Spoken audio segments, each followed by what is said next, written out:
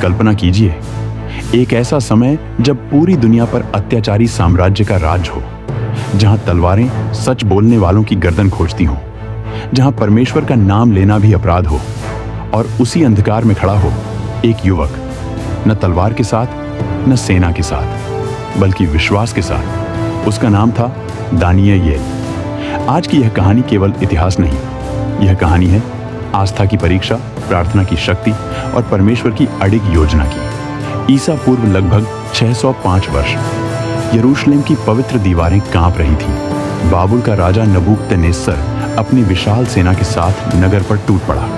आग, चीखें और मंदिर का अपमान। परमेश्वर का मंदिर लूटा गया। सोने चांदी के पात्र बाबुल ले जाए गए। उसी दिन कुछ युवा लड़कों को बंदी बनाकर ले जाया गया। राजवंश के बुद्धिमान, सुंदर, तेजस्वी। उनमें एक था दानियल येल। वह अपना देश खो चुका था, अपना मंदिर खो चुका था, लेकिन उसने अपना परमेश्वर नहीं छोड़ा। बाबुल में इन युवाओं को राजा के महल में रखा गया। उन्हें बाबुली भाषा, विज्ञान और संस्कृति सिखाई जाने लगी।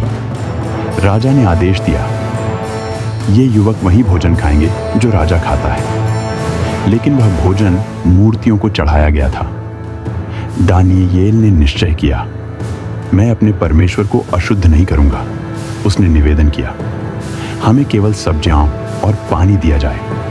10 दिन बीते और चमत्कार हुआ।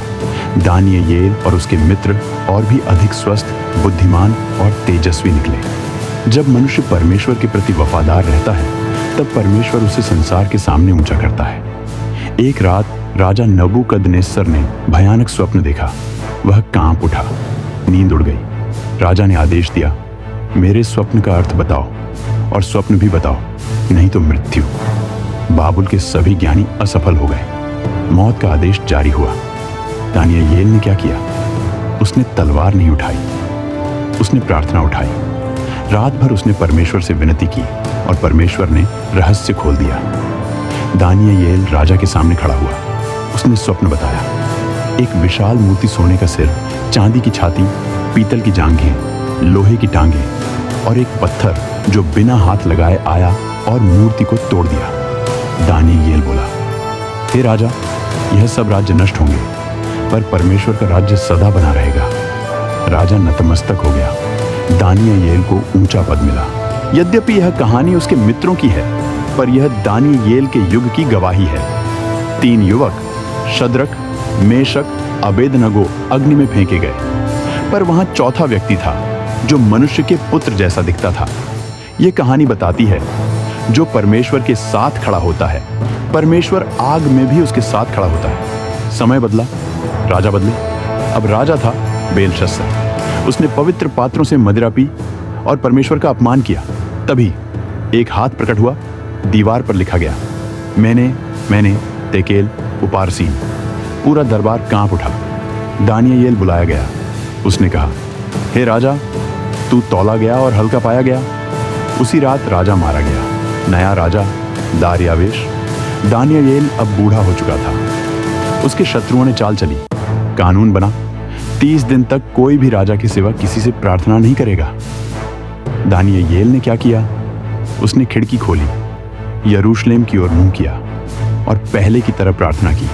उसे पकड़ लिया गया, सिंहों की मांद में फेंक दिया गया। रात भर भूखे सिंह और एक वृद्ध भविष्यवक्ता। सुबह राजा दौड़ता हुआ आया। हे दानियल, क्या तेरा परमेश्वर तुझे बचा सका? अंदर से आवाज आई, हे राजा, परमेश्वर ने अपने दूत को भेजा और सिंहों का मुंह बंद कर दिया। दानियल जीवित था। परमेश्वर की जय हुई। दानियल ने कई दर्शन देखे। 4 पशु, समय का अंत, मसीहा का आगमन। उसने भविष्य देखा, उसने लिखा और फिर इतिहास के पन्नों में अमर हो गया। दानियल की कहानी हमें सिखाती है, जब दुनिया बदल जाए, परमेश्वर मत बदलो। जब कानून गलत हो, सत्य मत छोड़ो।